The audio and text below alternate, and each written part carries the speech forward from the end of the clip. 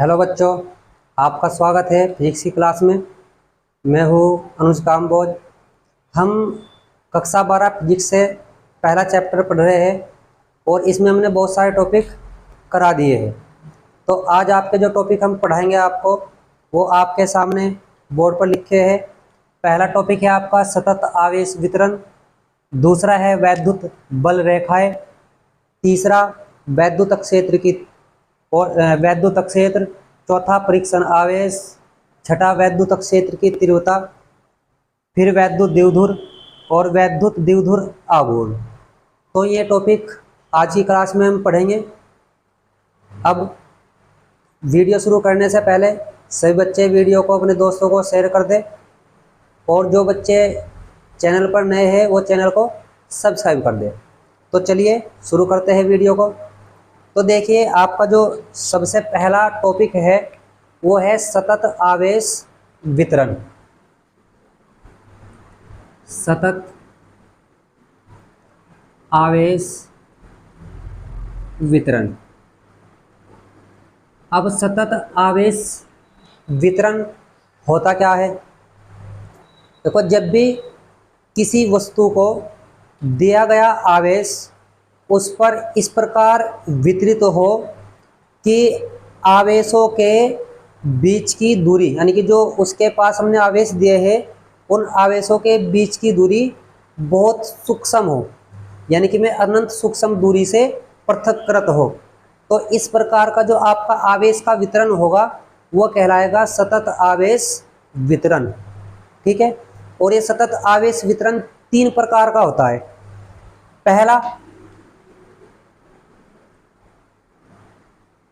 पहला होता है आपका रेखीय आवेश वितरण, जिसे हम रेखीय आवेश घनत्व भी कह सकते हैं। ठीक है।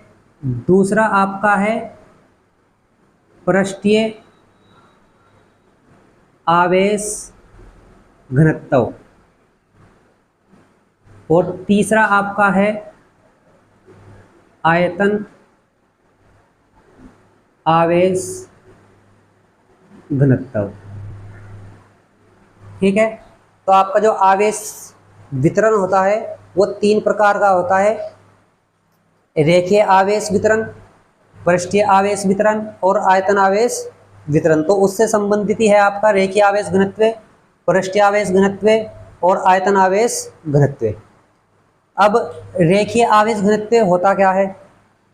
तो किसी भी वस्तु की एकांक लंबाई पर उपस्थित आवेश को, क्या कह रहे हैं कि किसी वस्तु की एकांक लंबाई पर उपस्थित आवेश को रेखीय आवेश घनत्व कहते हैं और इसे प्रदर्शित करते हैं लैम्डा से।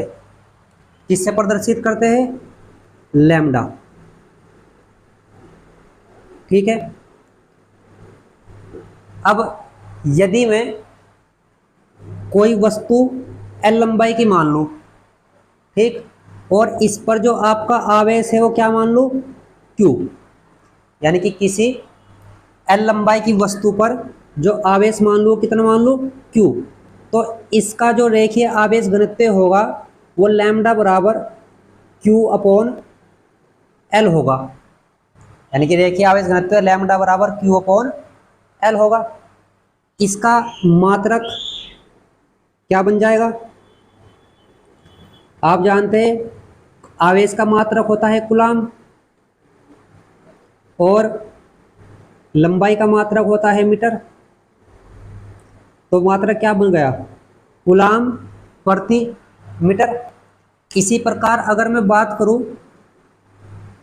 पृष्ठीय आवेश घनत्व की, तो किसी वस्तु के पृष्ठ के एकांक अक्षेत्रफल पर उपस्थित आवेश को पृष्ठीय आवेश घनत्व कहते हैं और इसे सिग्मा से प्रदर्शित करते हैं।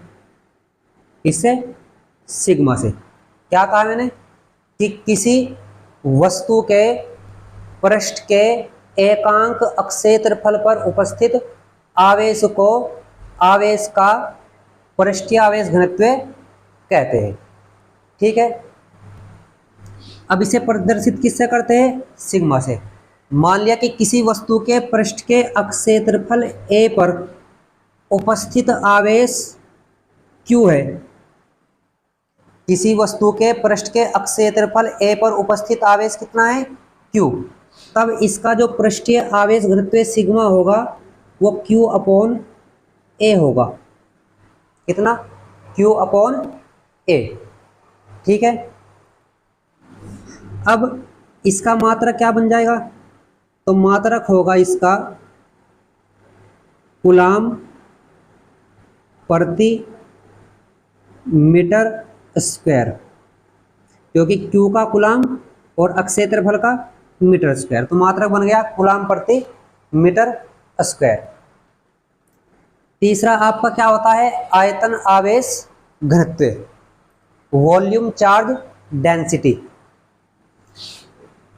अब होता क्या है कि किसी वस्तु के पृष्ठ के एकांक आयतन पर उपस्थित आवेश को आवेश का आयतन आवेश घनत्व कहते हैं और इसे प्रदर्शित करते हैं हम रो से। ठीक, किससे? रो। किसी वस्तु के पृष्ठ के एकांक आयतन पर उपस्थित आवेश को आवेश का आयतन आवेश घनत्व कहते हैं और इसे किससे प्रदर्शित करते हैं? रो से।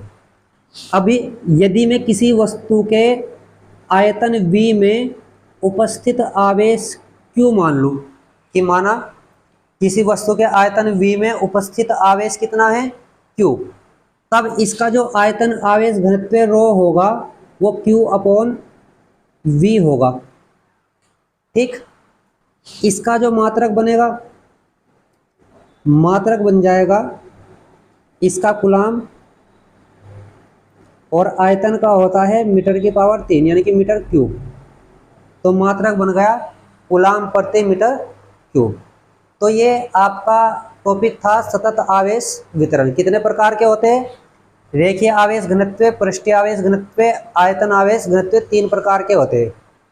इसका सूत्र लैम्डा बराबर Q अपॉन L, पृष्ठीय आवेश घनत्व का Q अपॉन A, आयतन आवेश घनत्व का Q अपॉन V। इसका मात्रक कूलाम प्रति मीटर, इसका मात्रक कूलाम प्रति मीटर स्क्वायर और इसका मात्रक कूलाम प्रति मीटर क्यूब। ठीक है, तो अब अपना नेक्स्ट टॉपिक पढ़ते हैं, वैद्युत बल रेखाएं। अब वैद्युत बल रेखाएं होती क्या है, अब हम उसे पढ़ेंगे।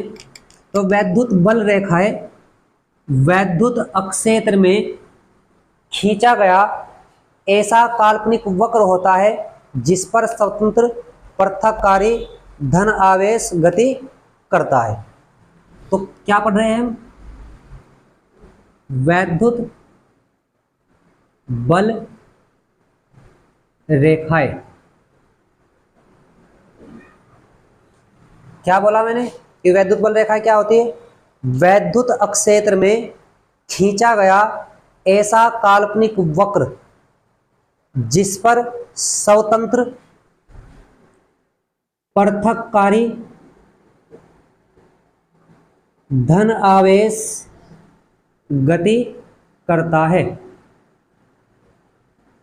में होती है आपकी वैद्युत बल रेखाएं, और यह वैद्युत अक्षेत्र में खींचा गया एक काल्पनिक वक्र होता है। ठीक है, तो अब हम इसके गुण पढ़ेंगे, इसके वैद्युत बल रेखाओं के गुण। देखिए उससे पहले एक बात सुनिए, अगर आप इसका नोट्स बनाना चाहते हैं तो आप जो मैं बोल रहा हूँ उसे सुनकर वीडियो को पॉज करके अपना नोट्स भी तैयार कर सकते हैं। ठीक है, तो चलिए आपका गुण पढ़ते हैं। अब आप जानते हैं कि आपके पास 2 प्रकार के आवेश होते हैं, एक आपका धन आवेश और एक आपका ऋण आवेश। तो एक अकेले धन आवेश की वैद्युत बल रेखाएं आवेश से सीधी रेखा में चलकर अनंत पर जाकर मिल जाती है। ठीक है। एक धन आवेश की वैद्युत बल रेखाएं आवेश से सीधी रेखा में चलकर अनंत पर जाकर मिल जाती है। इसी प्रकार अगर बात करें ऋण आवेश की, तो ऋण आवेश की वैद्युत बल रेखाएं कैसी होंगी? एक अकेले ऋण आवेश की वैद्युत बल रेखाएं अनंत से सीधी रेखा में चलकर आवेश पर आकर मिल जाती है, ऐसे। ठीक है,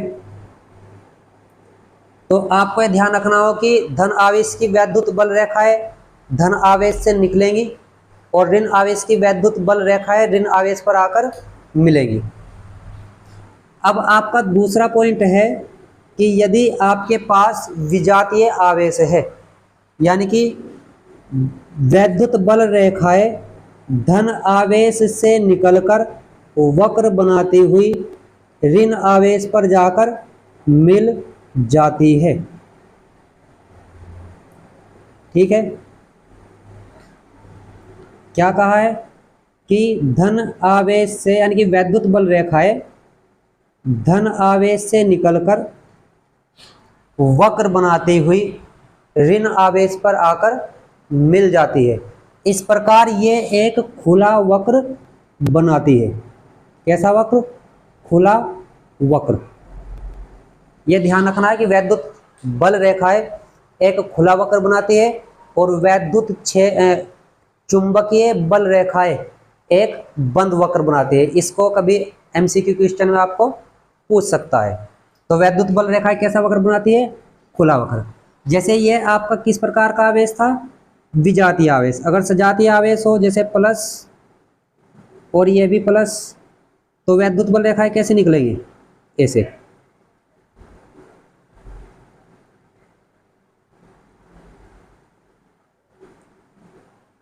ये वाली। ठीक है,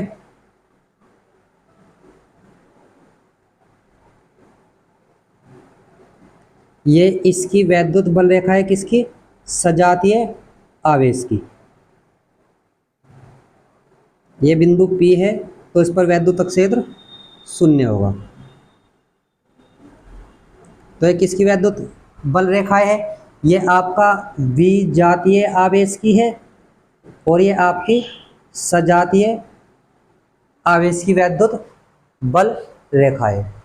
उसके बाद आपकी इसका नेक्स्ट पॉइंट क्या है?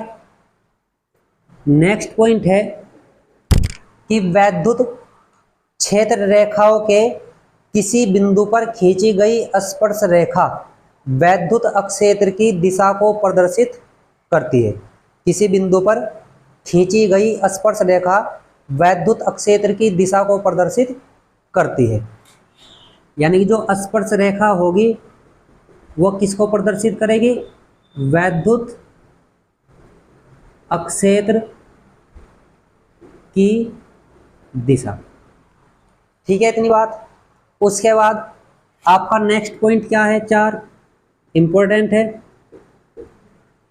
कि दो बल रेखाएं परस्पर कभी नहीं काटती, अन्यथा कटान बिंदु पर दो स्पर्श रेखाएं खींची जा सकती जो कि दो वैद्युत अक्षेत्र की दिशा को प्रदर्शित करती, जो कि असंभव है।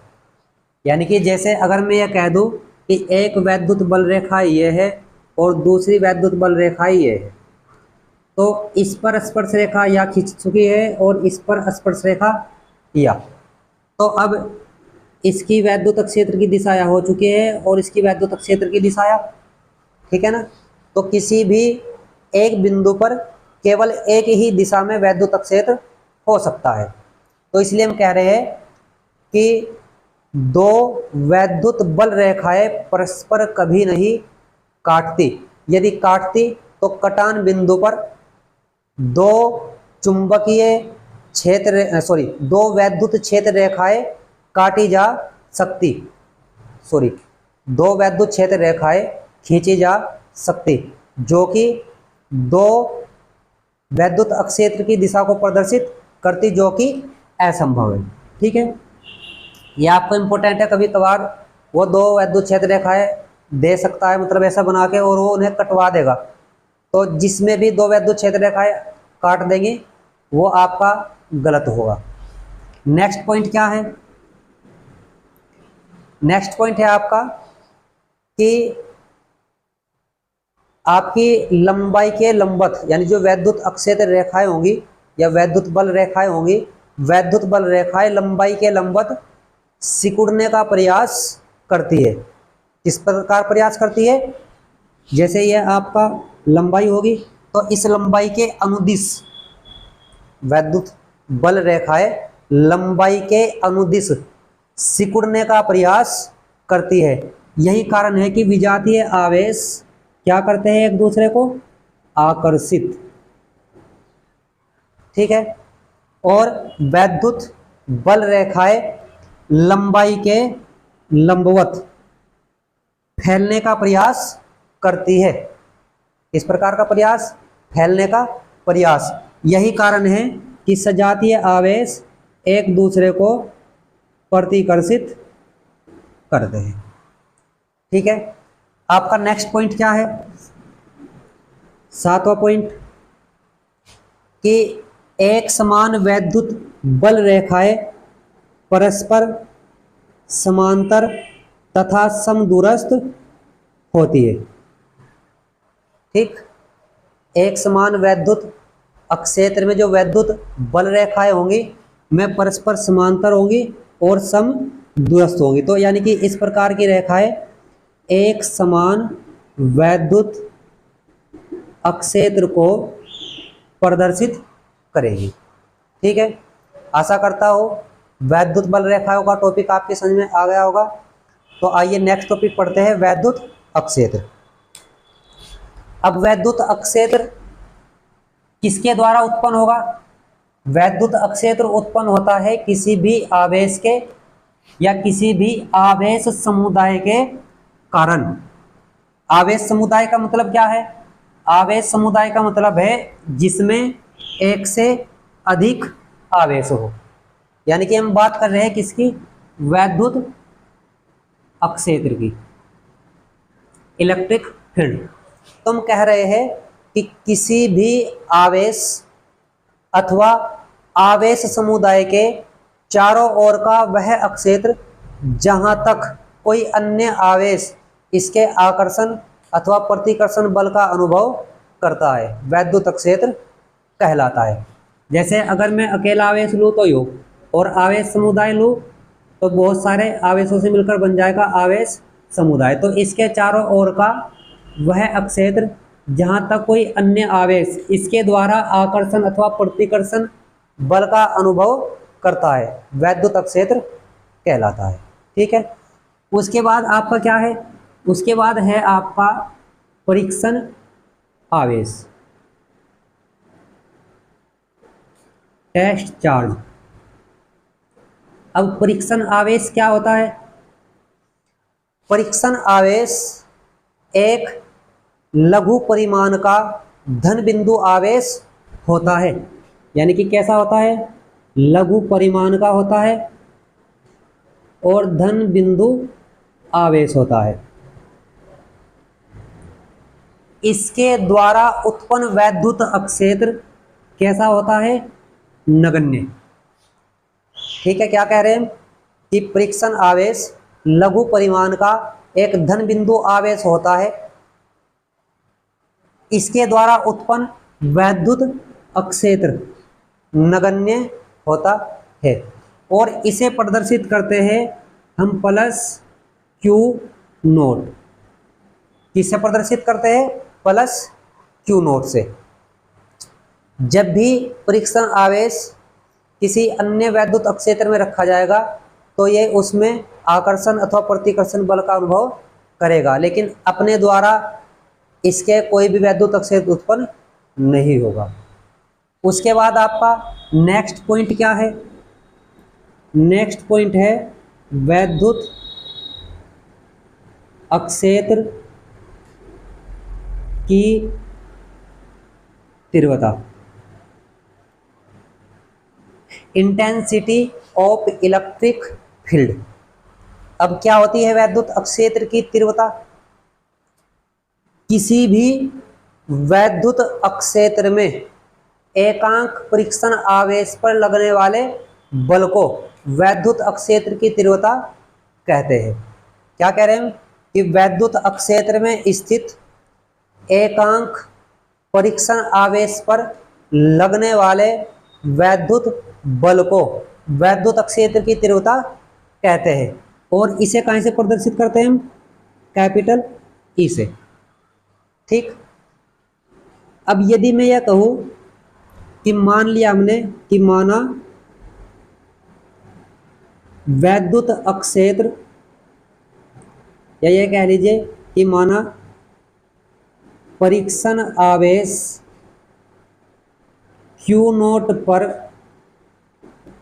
लगने वाला बल कैपिटल F हो, तब आपकी जो वैद्युत अक्षेत्र की तीव्रता होगी वह क्या होगी? वैद्युत अक्षेत्र की तीव्रता होगी E बराबर F अपॉन Q0। ठीक है, तो वैद्युत अक्षेत्र की तीव्रता E बराबर F अपॉन Q0 इसका सूत्र हो चुका है। यह एक, यानी कि इसका पहला मात्रक लिख लीजिए। इसका मात्रक क्या होगा? इसका मात्रक होगा न्यूटन प्रति कूलम। ठीक है, तो मात्रक बन चुका है न्यूटन प्रति कूलम। विमा, विमा क्या बनेगी इसकी? हम जानते हैं कि आपके पास जो न्यूटन होता है बल का मात्रक होता है, और इसकी होती है m/L⁻²।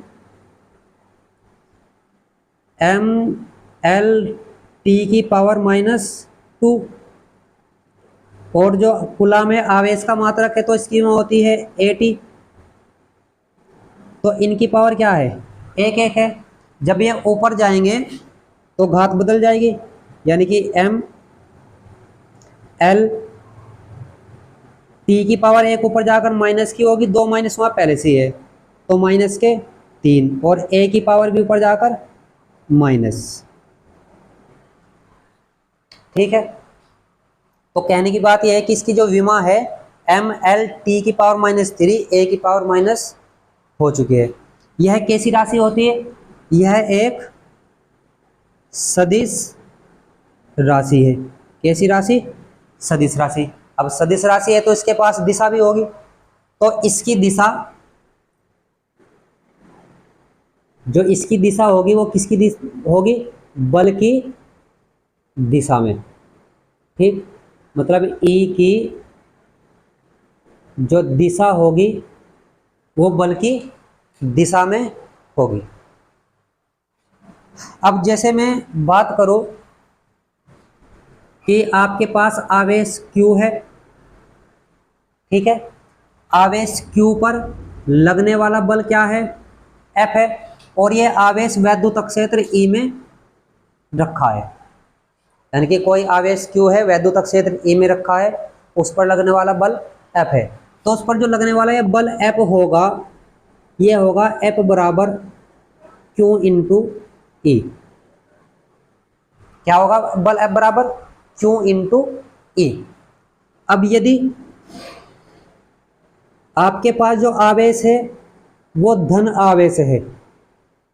कैसा आवेश है? धन आवेश। तो इस पर जो बल लगेगा वो वैद्युत अक्षेत्र की दिशा में लगेगा, यानी कि +Q आवेश पर वैद्युत बल वैद्युत अक्षेत्र की दिशा में लगता है।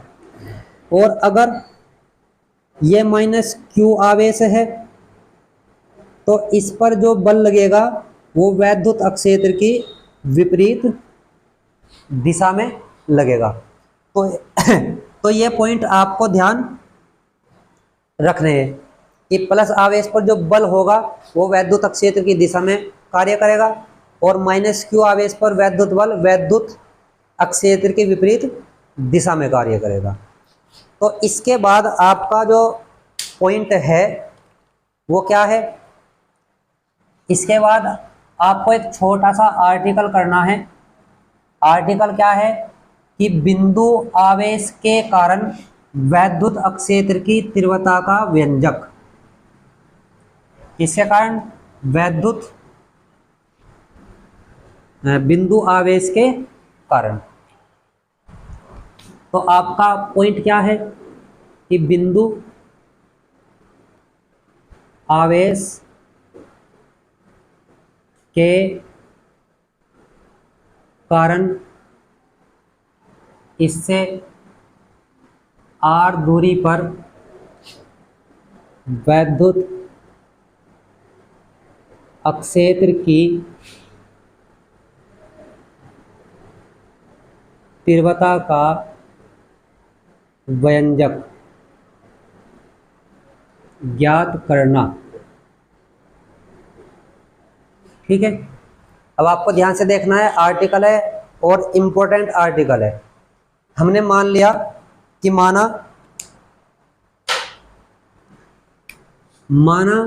बिंदु O पर प्लस Q आवेश एक ऐसे माध्यम में रखा है जिसका परावैद्युतांक K है। इससे R दूरी पर बिंदु P पर वैद्युत अक्षेत्र की तीव्रता ज्ञात करनी है। ठीक है, क्या कहा हमने कि माना बिंदु O पर प्लस Q आवेश एक ऐसे माध्यम में रखा है जिसका परावैद्युतांक K है। इससे R दूरी पर बिंदु P पर वैद्युत अक्षेत्र की तीव्रता ज्ञात करनी है। क्या करनी है? वैद्युत अक्षेत्र की तीव्रता। माना इसके लिए बिंदु P पर परीक्षण आवेश Q नोट रखा है। अब परीक्षण आवेश होता है प्लस, तो इस पर बल किधर लगेगा? इस साइड। वैद्युत क्षेत्र की दिशा भी किस साइड होगी? इसी साइड। ठीक है, तो सिंपल सी बात यह है कि प्लस क्यू आवेश द्वारा इस क्यू नोट आवेश पर एक कूलाम बल लगेगा।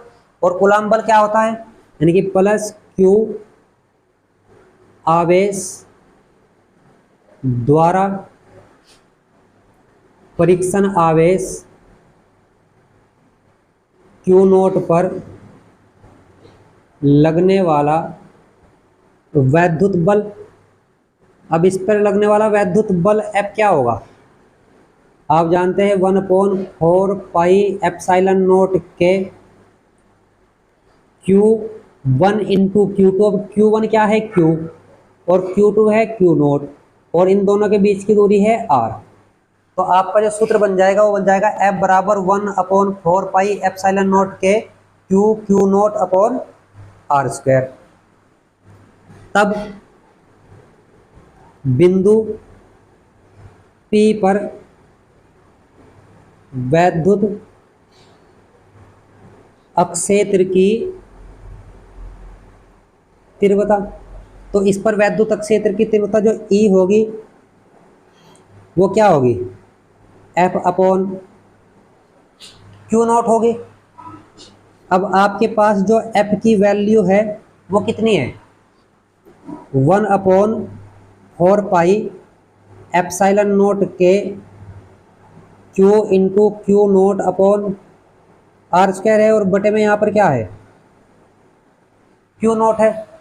तो ये Q नोट से Q नोट कट गया, तो E बराबर आपके पास बन चुका है 1/4 पाई एप्सिलॉन नोट के into Q upon R square. ठीक, न्यूटन प्रति कूलाम। तो आशा करता हूँ ये आर्टिकल आपकी समझ में आ गया होगा। अब यहाँ से आपको एक पॉइंट ध्यान रखना है कि बिंदु आवेश के कारण जो वैद्युत क्षेत्र E होता है, वैद्युत क्षेत्र E, ये दूरी के वर्ग के व्युत्क्रमानुपाती होता है। यानी कि दूरी के बढ़ने के साथ साथ उसके वर्ग के अकॉर्डिंग E का मान घटता जाता है। बिंदु आवेश के कारण E व्युत्क्रमानुपाती R स्क्वायर होगा। यह आपको याद रखना है। दिशा इसकी किधर आ चुकी है? दिशा होगी इसकी OP के अनुदिश, क्योंकि आपको ध्यान रखना है कि जब भी आपके पास प्लस क्यू आवेश हो तो ई की दिशा होगी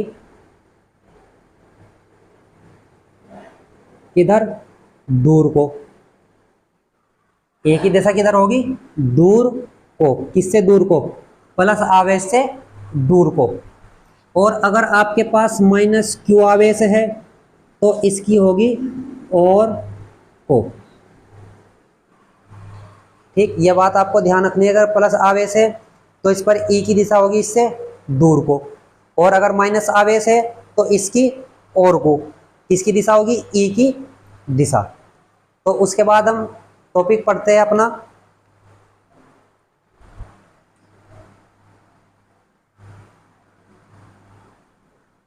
उसके बाद आपका जो टॉपिक है वो है वैद्युत द्विध्रुव, इलेक्ट्रिक डाइपोल। अब वैद्युत द्विध्रुव होता क्या है,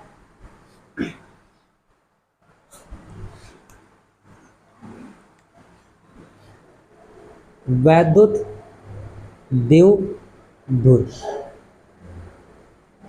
तो एक ऐसा निकाय जिस पर समान परिमाण के परंतु विपरीत प्रकृति के दो आवेश एक दूसरे से अल्प दूरी पर स्थित होते हैं, वैद्युत द्विध्रुव कहलाता है।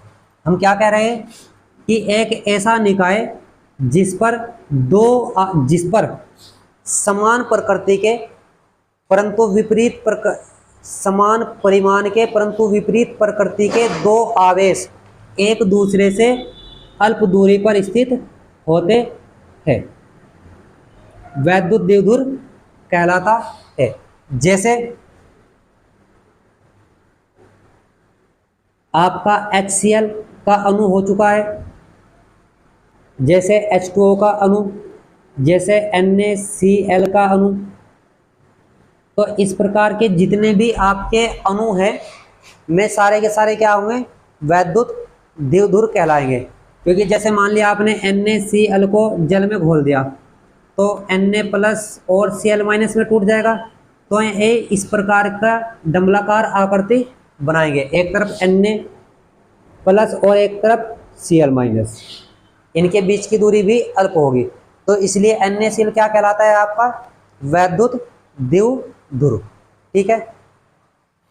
उसके बाद क्या है आपका, उसके बाद आपका जो पॉइंट है वो है वैद्युत द्विध्रुव आघूर्ण। वैद्युत द्विध्रुव आघूर्ण। अब वैद्युत द्विध्रुव आघूर्ण क्या होता है, वैद्युत द्विध्रुव आपने पढ़ लिया है। तो वैद्युत द्विध्रुव आघूर्ण क्या होगा, वैद्युत द्विध्रुव आघूर्ण, वैद्युत द्विध्रुव आघूर्ण द्विध्रुव के किसी एक आवेश के परिमाण तथा बीच की दूरी के गुणनफल के बराबर होता है। जैसे मैं ये कह दूं कि मान लिया कि माना हमारे पास एक वैद्युत द्विध्रुव है AB जो माइनस Q और प्लस Q आवेशों से मिलकर बना है, जिसके बीच की अल्प दूरी कितनी है, 2L है। क्या मान लिया हमने कि माना एक वैद्युत द्विध्रुव AB है जो माइनस Q तथा प्लस Q आवेशों से मिलकर बना है, जिनके बीच की दूरी कितनी है, 2L।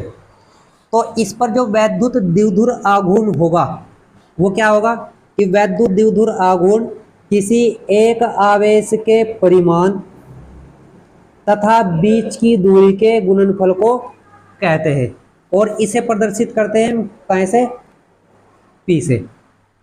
इसकी दिशा आवेशों को मिलाने वाली रेखा पर ऋण आवेश से धन आवेश की ओर होती है। यानी कि वैद्युत द्विध्रुव आघूर्ण की जो दिशा होगी वो ऋण आवेश से धन आवेश की ओर को होती है। अब आपके पास जो P का वैद्युत द्विध्रुव आघूर्ण का सूत्र बन जाएगा, क्या बन जाएगा, किसी भी एक आवेश का परिमाण और दोनों आवेशों के बीच की दूरी का गुणनफल, यानी कि P बराबर होगा Q इंटू 2L। इसका मात्रक क्या बन जाएगा? तो इसका जो मात्रक होगा वो होगा कूलाम,